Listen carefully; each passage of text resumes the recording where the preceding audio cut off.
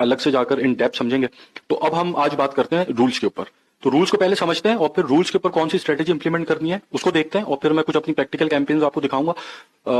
उससे फिर अंडरस्टैंड करने की कोशिश करते हैं कि हम रूल से मैक्सिमम बेनिफिट कैसे ले सकते हैं। अच्छा, सबसे पहले तो यहाँ पर कल जब मैं जो पिछली वीडियो थी उसके अंदर ऑडियंस इनसाइट्स के ऊपर था, और यहां से फिर मैं वापसी जब मैंने स्टार्ट किया, मैं गया कहीं और मतलब कोई चीज समझाने, और जब वापसी यहाँ पर आया तो मैं इनसाइट से फिर मैंने स्टार्ट किया। और बीच में 2 क्रिएटिव रिपोर्टिंग और एक्सपेरिमेंट्स मुझसे छूट गए थे, क्योंकि ये नजर का एक धोखा हो गया कि यहाँ भी इनसाइट था, यहाँ भी इनसाइट था, तो मुझे ऐसा लगा मैं यहाँ पे था, तो यहाँ से फिर मैं आगे कंटिन्यू करता हुआ चला गया आगे। ठीक है, तो ये 2 टूल रह गए थे, इसको मैं पहले एक्सप्लेन कर दूं थोड़ा सा और फिर मैं रूल्स की तरफ आ जाता हूँ। अच्छा, सबसे पहले ये क्रिएटिव रिपोर्टिंग है, ये भी आपकी एड रिपोर्टिंग के अंदर ही आ जाता है, जिसके ऊपर अलग जब सेशन होगा तो हम डीपली इसको देखेंगे कि आपने अपने क्रिएटिव की परफॉर्मेंस कैसे मेजर करनी है और उसको रिपोर्ट कैसे करना है। ठीक है, उसको एक रिपोर्ट की शक्ल कैसे देनी है, अपने क्लाइंट के साथ उस रिपोर्ट को कैसे शेयर करना है, उसके अंदर क्या चीजें दिखानी, क्या चीजें नहीं दिखानी। तो ये सारी मैनेजमेंट हम यहाँ पे क्रिएटिव रिपोर्टिंग के सेक्शन में करते हैं। उसके बाद एक्सपेरिमेंट्स हैं आपके। एक्सपेरिमेंट्स के अंदर आपको फेसबुक कुछ ऑप्शंस देती है।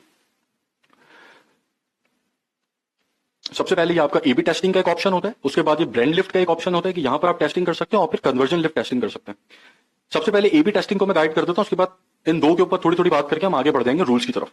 फिर जब इसके ऊपर डीप सेशन होगा तो फिर हम इसको इन डेप्थ डिस्कस करेंगे। एबी टेस्टिंग के अंदर आप सिंपली फेसबुक को 2 वेरिएशन देते हैं चीजों के, और फिर उसकी बेसिस के ऊपर ये आइडेंटिफाई करते हैं कि कौन से वेरिएशन के ऊपर आपका एड अच्छा परफॉर्म कर रहा है। फॉर एग्जाम्पल, जैसे ये एक मेरी एड क्रिएटिव है, यहाँ पर ये एक एड कॉपी है, unlock your potential as Facebook ads strategist. ठीक है, मैंने अपना दूसरा एड बनाया, उसके ऊपर सब कुछ सेम रखा, एड कॉपी दूसरी चेंज कर दी।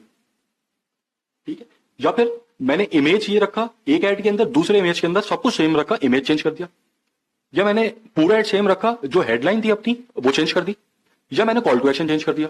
तो एबी टेस्टिंग के अंदर हम 2 चीजें टेस्ट करते हैं एक वेरिएशन के साथ। एबी टेस्टिंग के अंदर आप ये नहीं कर सकते कि आपने एक वेरिएशन ये बनाई जिसके अंदर जो एड कॉपी है वो अलग थी और कॉल टू एक्शन भी अलग था। ठीक है, दूसरी वेरिएशन आपने बनाई कि जिसके अंदर एड कॉपी एक अलग थी और इमेज अलग था। ऐसा नहीं करना, आपने सिर्फ एक चीज को डिफरेंस उसके अंदर होना चाहिए।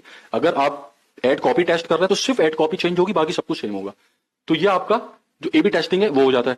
अब यहां पर एक फर्क है और एक चीज सीखने की है, वो ये है कि एबी टेस्टिंग ही क्यों कर रहे हैं आप, इसी के अंदर आकर टेस्टिंग क्यों कर रहे हैं आप, यहां पर डायरेक्ट टेस्टिंग क्यों नहीं कर रहे। जैसे मैंने ये 2 कैंपेन बनाई, ठीक है, और इस कैंपेन के अंदर मेरे 2 एडसेट थे, इसको मैंने ठीक है, इसको मैंने ए का नाम दे दिया, इसको मैंने बी का नाम दे दिया। तो मैं यही क्यों नहीं देख लूं अपने एड्स मैनेजर के अंदर, मैं क्यों ना देख लूं कि भाई ए अच्छा परफॉर्म कर रहा है, यहां पे मेरे पास मैट्रिक्स तो आ रहे हैं ना, सारा डाटा आ रहा है कि भाई ए के ऊपर इतनी परचेजेस हैं, बी के ऊपर इतनी परचेजेस हैं, तो मैं यही क्यों ना देखूं, मैं जाकर एक्सपेरिमेंट्स के टैब के अंदर ही एबी टेस्टिंग क्यों करूं। इसका सबसे बड़ा रीजन है, रीजन यह है कि जब आप एबी टेस्टिंग के ऊपर लगाते हैं अपने 2 एडसेट्स को, तो फेसबुक इन 2 की ऑडियंस को अलग अलग ग्रुप्स के अंदर डिवाइड कर देती है। फिर ऐसा नहीं हो सकता कि ए की ऑडियंस बी का एड देखे या बी की ऑडियंस ए का एड देखे, क्योंकि अगर इन दोनों की ऑडियंस एक दूसरे का एड देख रही होंगी तो सही आप मेजर ही नहीं कर सकते कि कौन सा एड देखकर एग्जैक्टली ये कस्टमर मेरा कस्टमर बना, ये फेसबुक यूजर मेरा कस्टमर बना। तो उसके लिए ऑडियंस का अलग होना जरूरी है। तो ए बी टेस्टिंग आपको ये एक ऑप्शन देता है कि जिसके अंदर जब आप ए बी टेस्ट के ऊपर इसको चलाते हैं तो ए की जो ऑडियंस होगी वो बिल्कुल डिफरेंट होगी, ठीक है, बी की ऑडियंस बिल्कुल डिफरेंट होगी, ये 2 एड्स एक दूसरे की ऑडियंस के पास नहीं जाएंगे। तो ए बी टेस्टिंग का एक बेनिफिट ये भी होता है कि आप जो है ये आइडेंटिफाई करने के साथ कि भाई कौन सा एड मेरा अच्छा परफॉर्म कर रहा है, ऑडियंस ओवरलैपिंग को भी रोक सकते हैं। मतलब आपके 2 एड क्रिएटिव्स हैं, वो एडसेट्स हैं, और आप चाहते हैं यार ये 2 एडसेट अलग अलग ऑडियंस के पास जाए, सेम ऑडियंस के पास ना जाए, तो आप एबी टेस्ट के ऊपर इसको लगा देंगे तो आपकी ऑडियंस फ्रेगमेंटेशन जो होती है कि सेम ऑडियंस के पास आपका एड बार बार जा रहा है, जो आपके लिए नुकसानदेह, आपका पैसा जाया कर रहा है। एक ऑडियंस ने आपका एक एड देख लिया, ठीक है, अब वही सेम एड आपके पास दोबारा वही इंप्रेशन हो रहा है ऑडियंस के पास, सेम ऑडियंस के पास, तो आपका पैसा जाया हो रहा है। तो एबी टेस्ट एक तरीका ये भी है कि आप यहां से ऑडियंस की ओवरलैपिंग को जो है रोक पाते हैं।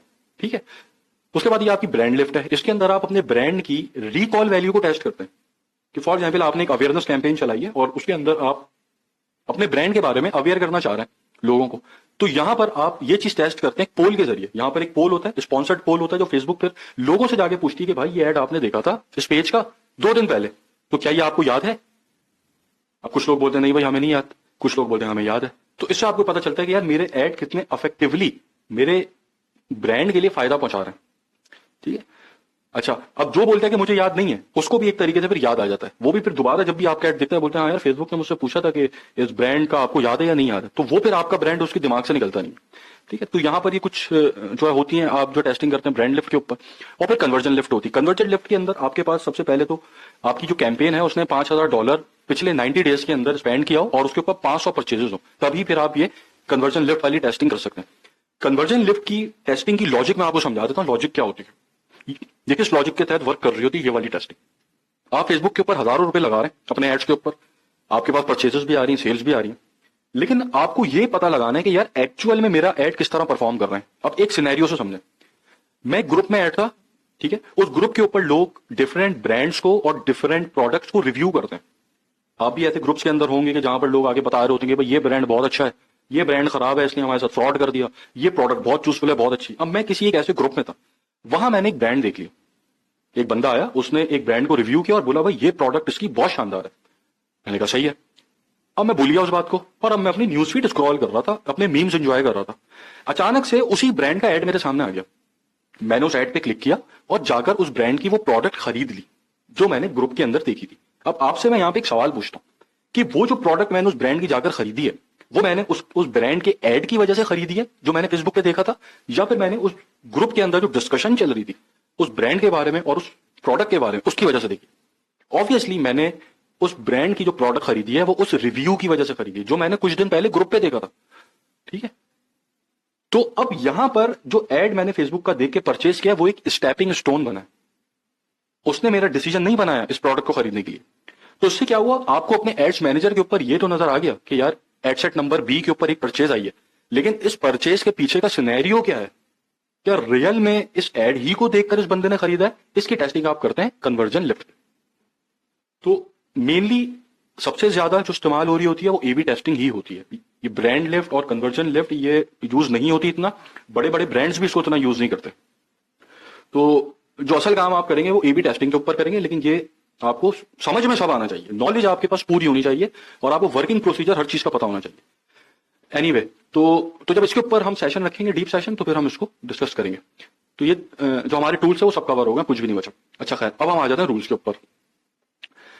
अब जब आप फेसबुक के ऊपर आपकी बहुत सारी कैंपेन्स चल रही होती हैं तो उसकी मैनेजमेंट के लिए आपको टाइम लगाना पड़ता है, क्योंकि आपको अपनी कैंपेन बनानी है, फिर उसको देखना है कि वो किस तरीके से परफॉर्म कर रही है। अगर तो वो बहुत अच्छी परचेजेस, उस पर सस्ती परचेजेस आ रही हैं, ऑर्डर्स मुझे बहुत ज्यादा मिल रहे हैं, सस्ते ऑर्डर्स पड़ रहे हैं, तो मैं चाहूंगा कि मैं उस कैंपेन को स्केल करूं, बजट बढ़ाऊं उसका। अगर एक कैंपेन है कि जिसके ऊपर मुझे परचेजेस महंगी पड़ रही है तो मैं ये चाहूंगा कि मैं उस कैंपेन का बजट डिक्रीज करूं या उस कैंपेन को मैं बंद कर दूं, ठीक है। तो ये हम एनालिसिस करते हैं पहले, उसके बाद फिर हम डिसीजन लेते हैं कि हमें इस कैंपेन के साथ क्या करना है। अब इस काम में आपकी मदद के लिए फेसबुक ने आपको एक ऑप्शन दिया रूल्स का, कि फेसबुक को आप पहले ही बता दें कि भाई मेरी 150-200 कैंपेन्स चल रही है, मेरे पास इतना वक्त नहीं है, ये रूल्स हैं, इसके तहत आप खुद डिसीजन ले लो। फेसबुक को आपने कह दिया कि भाई आप खुद ही इसके ऊपर डिसीजन ले लो। रूल ये होना चाहिए, जो चीज मैं आगे चेक करूंगा खुद, वो पहले ही आप चेक करके उसके ऊपर डिसीजन ले लो, ठीक है। तो अब सबसे पहले कस्टम रूल है, फिर जो है आपको फेसबुक ने खुद बिल्ट इन रूल्स दिए हैं। कस्टम रूल के ऊपर हम आते हैं, सबसे पहले हम आ जाते हैं इनेबल एडवांटेज प्लस क्रिएटिव। ये एक रूल है। फेसबुक ये बोलती है कि जब फेसबुक को ये लगेगा कि आपकी वीडियो के अंदर या आपकी पिक्चर के अंदर जो आप अपने क्रिएटिव में यूज कर रहे हैं एनहेंसमेंट की जरूरत है, कुछ चेंजेस की जरूरत है कि जिससे शायद आपकी परचेज बढ़ जाए, तो फेसबुक उन एनहेंसमेंट्स को करना शुरू कर दे। अब फॉर एग्जाम्पल ये एक मेरा एड है, ये मेरे सामने आया एक दफा, तो इसका इमेज डिफरेंट है, थोड़ा सा इसका अलग है, कलर टोन का फर्क है इसके अंदर, इसका जो एक्सपेक्ट रेशियो है, टेक्स्ट साइज है वो छोटा है। ये मेरा हॉरिजॉन्टल एड नहीं था, वर्टिकल एड था, ये अभी हॉरिजॉन्टल पे चल रहा है। तो ये फेसबुक खुद कर रहा है, अपने एंड से चेंजेस कर रहा है छोटे छोटे, कि यहां पे कलर चेंज कर दिया, टेक्स्ट साइज थोड़ा बढ़ा दिया, ठीक है। इस तरह के कुछ छोटे मोटे चेंजेस करके म्यूजिक ऐड कर दिया, ठीक है। तो इस तरह के कुछ छोटे मोटे चेंजेस करके फेसबुक ये एनालिसिस कर रहा है कि किन चेंजेस के ऊपर इस एडवर्टाइजर को बेटर रिजल्ट्स मिल सकते हैं।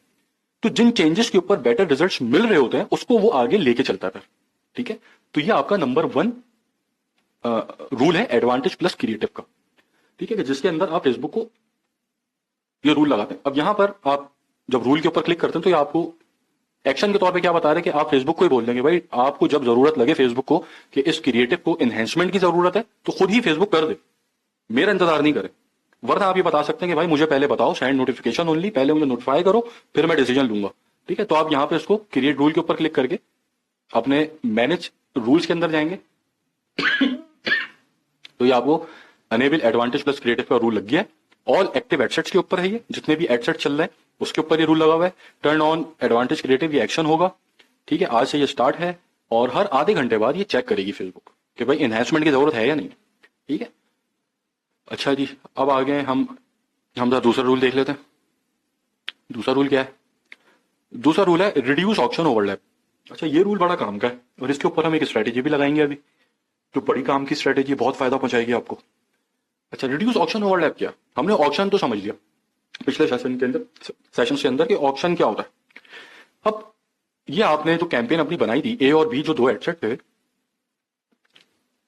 एडसेट नंबर ए जो था, इसके अंदर आपने फेसबुक को ये बताया कि ये मेरा एड उन लोगों को दिखे कि जिनका इंटरेस्ट बेल्ट में। फेसबुक ने बोला सही है, दिख जाएगा। एडसेट नंबर 2 जो था बी आपका, इसके अंदर आपने फेसबुक को बताया कि मेरा एड उन लोगों को दिखे कि जिनका इंटरेस्ट शर्ट्स में। फेसबुक ने बोला ठीक है, लेकिन कुछ ऐसे भी तो लोग होंगे कि जिनका इंटरेस्ट बेल्ट और शर्ट्स दोनों में होगा। तो अब जब ऐसे लोगों को एड दिखाने की बारी आएगी, तो अब ये दोनों एड सेम ऑडियंस को टारगेट कर रहे हैं, सेम ऑडियंस को टारगेट कर रहे हैं, तो अब ये एक दूसरे के साथ कंपटीशन में आएंगे। ये भी एडसेट इस ऑडियंस को दिखा रहा है, ये भी एडसेट सेम ऑडियंस को दिखा रहा है। तो जब ये एक दूसरे के साथ कंपटीशन में आएंगे तो ऑक्शन में आएंगे, ऑक्शन में आएंगे तो ऑक्शन में एक दूसरे के साथ लड़ जाएंगे, ऑक्शन ओवरलैप कर देंगे।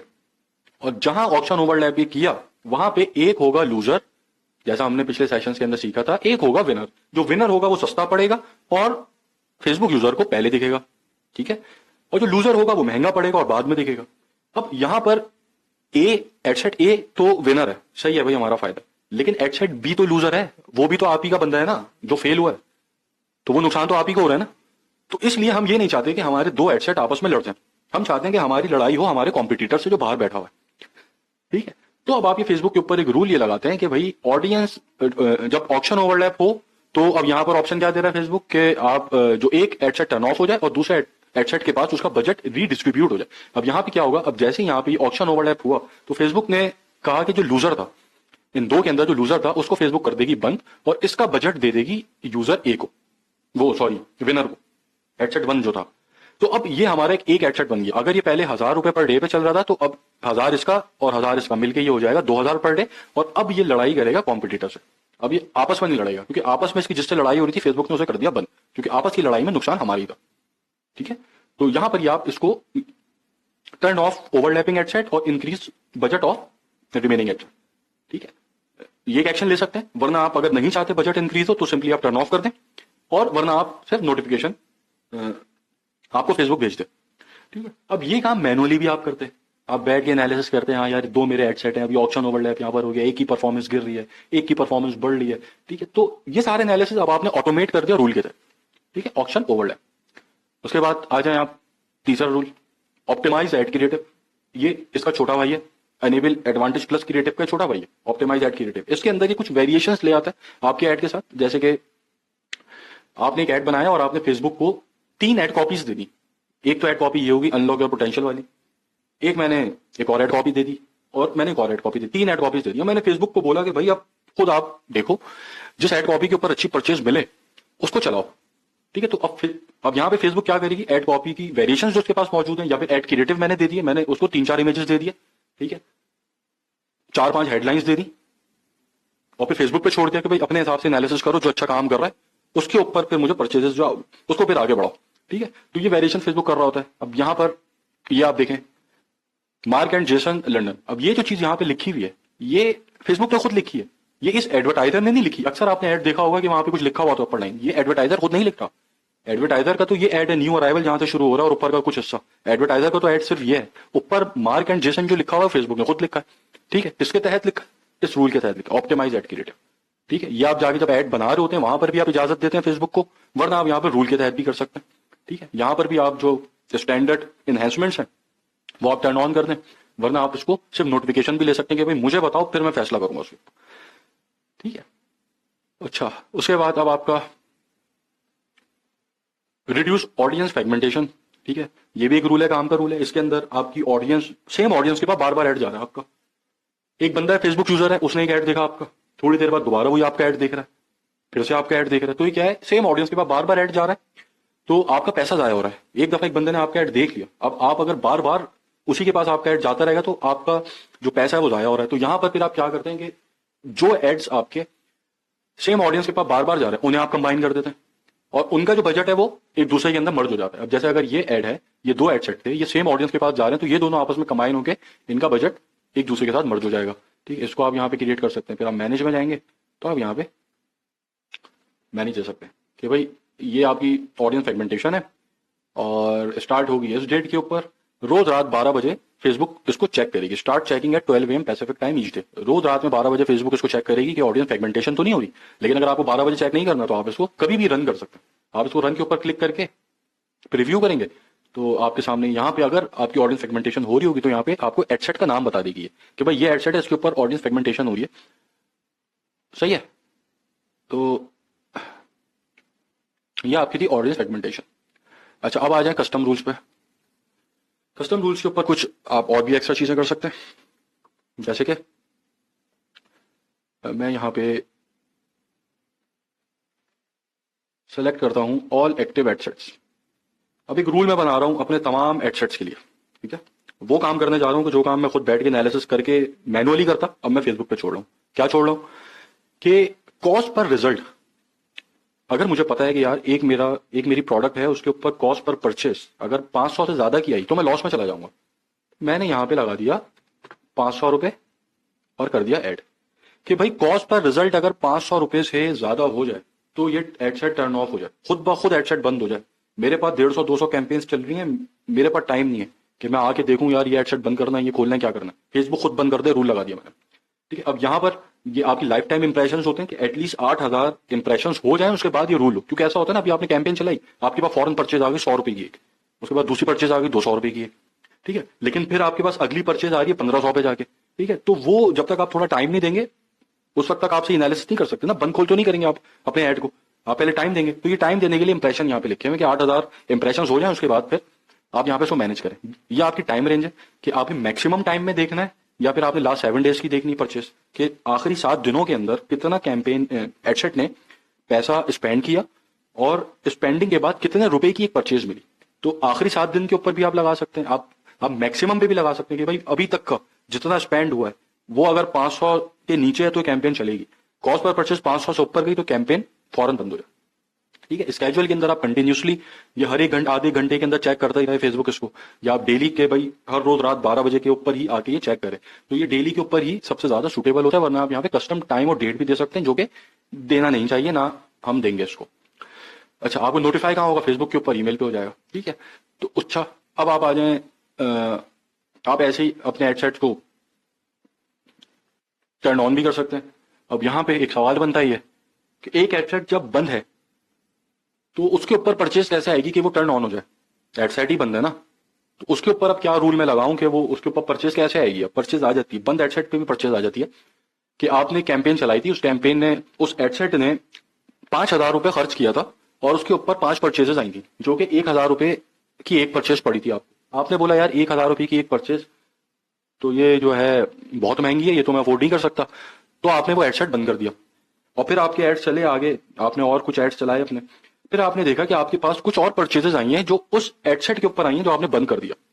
क्यों आई हैं? क्योंकि ये एट्रीब्यूशन विंडो होती है, मतलब कि आपका एड अगर कोई फेसबुक यूजर देख रहा है और फेसबुक यूजर ने आपका एड देखा और उस एड को देख के उसके ऊपर क्लिक किया, उसके साथ एंगेज हुआ, लेकिन परचेज नहीं किया, लेकिन 3-4-5 दिन बाद उसने आपकी प्रोडक्ट आके खरीद ली और वो एडसेट आपका बंद था। तो अब क्या हुआ कि फेसबुक को ये पता है कि इस बंदे ने वो एडसेट देखा था, वो एड देखा था जो बंद कर दिया इसने, तो ये उसी टेबल के अंदर जाएगी, मतलब इसकी जो परचेज काउंट होगी ये उसी एडसेट पे होगी जो आपने बंद कर दिया।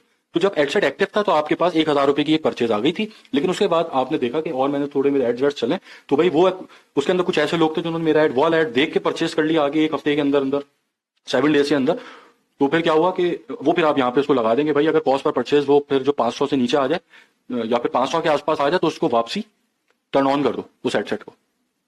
ठीक है, उसके बाद ये आपकी नोटिफिकेशन है कि आपको सिर्फ नोटिफिकेशन चाहिए कि अगर कॉस्ट पर रिजल्ट 500 पे है, वो सॉरी 500 से बढ़ रहा है तो आपको नोटिफाई कर दे फेसबुक, ताकि आप कोई मतलब कहीं एंजॉय कर रहे हैं, कहीं दोस्तों यारों में निकले हुए और आपके पास खड़ करके नोटिफिकेशन आ गया कि लो भाई कॉस्ट पर परचेज 500 से बढ़ ली है, बस वही आपकी सारी इंजॉयमेंट खत्म। अब आप टेंशन में सोच रहे हैं यार क्या करूं, जल्दी घर पहुंचूं और कुछ जो है निजाम बनाऊं अपनी कैंपेन के साथ। सही है, अच्छा फिर ये आप जो उसका जो बजट है वो आप यहाँ एडजस्ट कर सकते हैं कि भाई अगर कॉस्ट पर परचेज मेरी 500 से नीचे है तो क्या हो, मेरी कैंपेन पे 30% बजट खुद इंक्रीज हो जाए, इंक्रीज डेली बजट बाय 30%।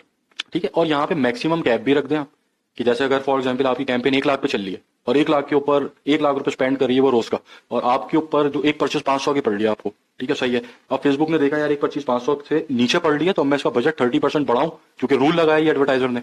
ठीक है, तो अब यहाँ पे फेसबुक कितना बढ़ाएगी बजट, 30,000। 1 लाख का 30% 30,000 बढ़ाएगी, लेकिन आपने यहाँ पे लिमिट रख दी कि भाई 30,000 नहीं बढ़ाना, मुझे 10,000 मैक्सिमम लिमिट है बढ़ाने की। ठीक है, भले कैंपेन 10 लाख पे चल रही हो मेरी, लेकिन कैंपेन मैं मैक्सिमम 10,000 बढ़ा सकता हूँ डेली का, तो आप यहाँ पे वो सेट भी कर सकते हैं। ठीक है, यहाँ पे मैंने आपको बता दिया कि आप जो अपनी टाइम रेंज है वो जो देख सकते हैं कि मैक्सिमम पे देखना है, लास्ट 30 डेज में देखना है, लास्ट 14 डेज में देखना है, तो ये सारी आप यहाँ पे टाइमिंग अपनी कैंपेन की रख सकते हैं। अच्छा, अब यहाँ पर एक और सवाल है और एक लर्निंग है कि हम बजट फेसबुक पे रूल्स के तहत अगर बढ़ाते हैं तो हमें क्या फायदा मिलता है, मतलब फेसबुक खुद अगर बजट बढ़ा रही है तो क्या हमें क्या फायदा है, और अगर हम खुद मैनुअली बढ़ा रहे हैं तो क्या फायदा। देखिए, मैनुअली जब आप बजट बढ़ाते हैं तो उसके अंदर एक रिस्क होता है कि आपकी कैंपेन है बहुत अच्छी, आपको परचेजेस उसके ऊपर आ रही हैं, ऑर्डर्स अच्छे मिल रहे हैं, आपने बोला यार अब मैं इस कैंपेन का बजट बढ़ाता हूँ, मतलब आपके पास 10,000 रुपए थे, वो सॉरी 10,000 आप स्पेंड कर रहे थे और एक ऑर्डर आपको मिल रहा था,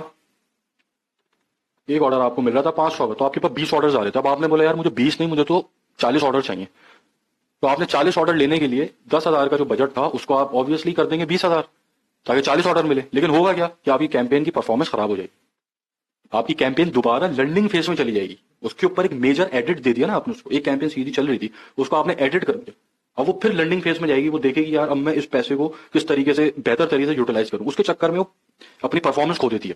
तो ये आप मैनुअली खुद अगर बढ़ाते हैं तो उसके अंदर परफॉर्मेंस खराब होने के चांसेस बहुत ज्यादा होते हैं। अगर फेसबुक रूल्स के तहत बढ़ाती है तो फिर परफॉर्मेंस खराब होने के चांसेस बहुत कम हो जाते हैं, बहुत कम हो जाते हैं कि आपकी कैंपेन की परफॉर्मेंस खराब हो। ठीक है, तो ये एक रूल से ये भी फायदा होता है, एक तो ऑटोमेशन एक फायदा है ही है, लेकिन जब आप काम फेसबुक से करा रहे हैं तो फेसबुक फिर अपने लेवल पे जाकर अपनी तरह से पता है एल्गोरिथम किस तरीके से वर्क कर रहे हैं, उसका अपना अपना प्लेटफॉर्म है ये, तो वो फिर जो है अलग लेवल के ऊपर आपके बजट जो है इंक्रीज होता है जिससे आपकी परफॉर्मेंस खराब नहीं होती। ठीक है, तो डिक्रीज भी कर सकते हैं आप डेली बजट। अच्छा, यहां पर आप 500 के ऊपर देख रहे थे, अब आपकी कैंपेन, आपने बोला यार मेरी कैंपेन जो है 500 से, अगर 500 से ज्यादा निकल जाता है ऊपर कॉस्ट पर परचेस तो मेरा बजट कम हो जाए। ठीक है, अगर मैं लॉस में जाने लगूं क्योंकि 500 के बाद मैं लॉस में जाऊंगा तो फिर मेरी कैंपेन का बजट डिक्रीज हो, तो फिर आप यहाँ पे डिक्रीज बजट भी कर सकते हो, यहाँ पे आप इसको एक परसेंटेज दे सकते हैं, वरना डायरेक्ट एक वैल्यू भी दे सकते हैं, जैसे रुपीज में यहाँ पे वैल्यू भी दे सकते हैं और यहाँ पे परसेंटेज भी दे सकते हैं, और यहाँ पे मिनिमम बजट भी रख सकते हैं कि भाई इतना कम हो, तो इससे ज्यादा ना हो। जैसे हमने वहां पर मैक्सिमम रखी थी लिमिट कि मैक्सिमम इतना बढ़े, यहाँ पे आप मिनिमम दे सकते हैं कि मिनिमम इतना कम। ठीक है, अच्छा जी, उसके बाद आप ऐसे ही डेली बजट के साथ लाइफ टाइम बजट है कि आप लाइफ टाइम बजट जो है किस तरह इंक्रीज करें डिक्रीज करें, जैसे हम डेली बजट कर रहे थे। ठीक है, तो कैंपेन का लाइफ टाइम बजट क्या होता है, डेली बजट क्या होता है, ये सारी चीजें अभी जब हम कैंपेन के स्ट्रक्चर पर आएंगे तो इन डेप्थ में बताऊंगा। ठीक है, फिर आप scale daily by target field, इसके ऊपर भी जा सकते हैं। अब यहां पर आप जो टारगेट्स आपको बहुत सारे दिए हुए हैं, ठीक है, सीपीसी सीपीए सीपीएम, मेनली आप जो है परचेज का ही टारगेट रखते हैं, कॉस्ट पर परचेज। अब यहाँ एक्शन क्या है कि स्केल करेगी ये बजट को टारगेट के हिसाब से, आपके टारगेट फील्ड है आपकी 500 रुपए। अब स्केल और वैल्यू आपकी डिक्रीज होना वो एक साथ चलेगी। अब यहाँ जैसे कि अगर ये कॉस्ट पर परचेज 500 के ऊपर है या 500 के आसपास है या 500 से नीचे है, तो आपका बजट जो है, यहां पे अब आप इसको मिनिमम बजट दे रहे हैं और एक मैक्सिमम बजट दे रहे हैं, बजट कैप दे रहे हैं कि भाई आपकी टारगेट वैल्यू 500 रुपए। अब इस 500 के हिसाब से ये कैंपेन खुद को इंक्रीज करेगी बजट या डिक्रीज करेगी। ठीक है, और यहां पर आप लिमिट्स बता देंगे, बट डिक्रीज करे तो इस वैल्यू से नीचे ना है, इंक्रीज करे तो इस वैल्यू से ऊपर ना जाए। तो अब यहां पर जो कॉस्ट पर परचेज है आपकी, उसी हिसाब से आपकी जो कैंपेन है वो यहां पे स्केलिंग करती रहेगी, मतलब या बजट इंक्रीज करेगी या डिक्रीज करेगी। उसके बाद यहां पर ये लाइफ टाइम के ऊपर आप ऐसे कर सकते हैं जैसे आप डेली पे कर रहे हैं। ठीक है, लाइफ टाइम बजट के ऊपर अब आप यहाँ पे जो बिड है उसके ऊपर भी कर सकते हैं, लेकिन ये मैं रेकमेंड नहीं करता बिडिंग, क्योंकि जैसा मैंने पिछले सेक्शंस के अंदर बताया कि हम बिडिंग जो है डायरेक्ट बिडिंग फेसबुक के ऊपर इतनी इफेक्टिवनेस उसके अंदर नहीं है, क्योंकि हमें नहीं पता कि और एडवर्टाइजर्स क्या बिड कर रहे हैं। तो जब हमें नहीं पता और एडवर्टाइजर्स क्या बिड कर रहे हैं तो यहां हम फिर अपॉर्चुनिटी मिस कर रहे हैं। ठीक है, तो इसलिए डायरेक्ट बिडिंग आप जो है नहीं करेंगे। ठीक है, तो ये आपकी कुछ एक्शन है जो आप यहाँ पे सेलेक्ट कर सकते हैं। अच्छा, यहाँ पर अब आपकी कुछ कंडीशंस भी हैं, जैसे यहाँ पे कॉस्ट पर रिजल्ट था कि वो ज्यादा या कम हो, इसी के साथ इसी तरह फ्रीक्वेंसी भी है। अब जैसे कि मैंने आपको बताया था पिछले सेशन में कि एक दफा किसी ने मेरा एड देख लिया तो फ्रीक्वेंसी 1 काउंट हो गई, ठीक है, दूसरी दफा देखेगा 2 हो गई, 3 हो गई, तो फ्रीक्वेंसी जो है वो हमें कोशिश करनी चाहिए कि 2 से कम ही रहे, ठीक है। तो अब मैं यहां पर लगा दूं कि भाई फ्रीक्वेंसी अगर 3 से बढ़े तो बस एड मेरा बंद हो जाए वो, क्योंकि बार बार सेम ऑडियंस के पास जा रहा है तो मेरा पैसा जाया कर रहा है, ठीक है। ऐसे ही मैं यहाँ पे लाइफ टाइम स्पेंड लगा सकता हूँ कि भाई लाइफ टाइम स्पेंड मुझे 1 लाख करना है इस कैंपेन पे, ठीक है, 1 लाख करना है, उसके उसके ऊपर फिर जाएगी तो वो बंद हो जाए, कैंपेन खुद ही ऑफ हो जाए, ठीक है। इसी की तरह मैं यहाँ पर जो रिजल्ट्स हैं उसके ऊपर भी रख सकता हूँ कि भाई जैसे फॉर एग्जांपल मैं मेरे पास कोई ऐसी प्रोडक्ट है जो स्टॉक लिमिटेड है उसका, ठीक है, तो मैं यहाँ पे रख दूं कि भाई बस मेरे पास 100 परचेजेस आ जाए उसके बाद ही कैंपेन बंद हो जाए, ठीक है, 100 परचेजेस के ऊपर ही कैंपेन बंद हो जाए, क्योंकि मेरे पास स्टॉक ही नहीं है उसके उस प्रोडक्ट का। तो इस लॉजिक के तहत मैं यहाँ पे ये वाला रूल लगा सकता हूँ और सही है। तो उसके बाद आपका, ठीक है, ये आपके पास डिफरेंट ऑप्शंस हैं, तो उसके अंदर आप रूल्स को अपने हिसाब से सेट कर सकते हैं जो रूल आपको लगा।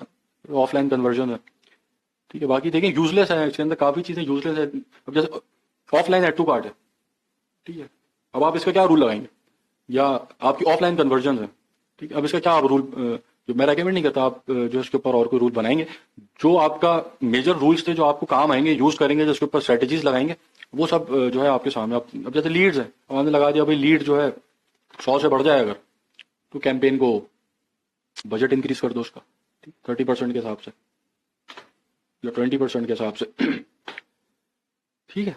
तो ये इसका इस इंटरफेस की हैंडलिंग थी, ठीक है, इसके अंदर ये आपके पास कुछ ऑप्शंस थे।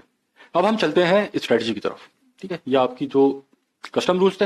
अब हम जरा स्ट्रेटजी को डिस्कस करते हैं कि स्ट्रेटजी हमें कौन सी इंप्लीमेंट करनी है इन रूल्स की बेसिस के ऊपर, जिससे हमें मैक्सिमम फायदा पहुंचे।